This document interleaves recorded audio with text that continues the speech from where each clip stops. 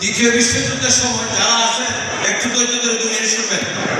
দ্বিতীয় বিশ্বযুদ্ধের সময় যখন হিটলার বাহিনী একদম বিলাতের গোড়ায় পৌঁছে গেছিল তাদের এয়ারফোর্স নিয়ে, তখন 6 জন ব্রিটিশ পাইলট পুরা জার্মান এয়ারফোর্সকে ধ্বংস করেছিল। তখন ব্রিটিশ দ্বিতীয় বিশ্বযুদ্ধকালীন প্রাইম মিনিস্টার চার্চিল একটা কথা বলেছিল। সেই কথাটা আমি রবিউল হোসেন সাহেবের সাথে সম্পৃক্ততার জন্য আপনাদের সামনে 2 মিনিট সময় নেব। চার্চিল বলেছিলেন, never in the history of mankind so many people owed so much to so few.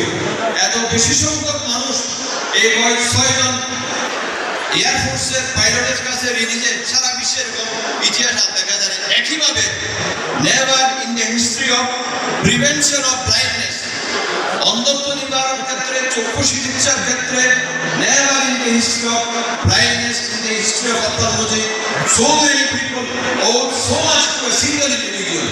এত বেশি সংখ্যক মানুষ একটা সিঙ্গেল ইন্ডিভিজুয়ালের কাছে ঋণী।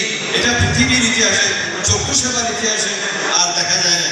আপনারা যারা সামনে আছেন, মুরব্বীরা আছেন, আমি আপনাদেরকে অনুরোধ করব, আমরা যারা দায়িত্ব নিয়েছি আপনারা যেন আমাদের সাথে সম্পৃক্ত থাকেন, আমাদেরকে যেন সর্বাত্মক সহযোগিতা করেন, যে আমরা রবিউল হোসেন সাহেবের স্বপ্নকে এবং ওনার প্রতিষ্ঠিত এই প্রতিষ্ঠানকে আরো উত্তরোত্তর সমৃদ্ধির পথে নিয়ে যান।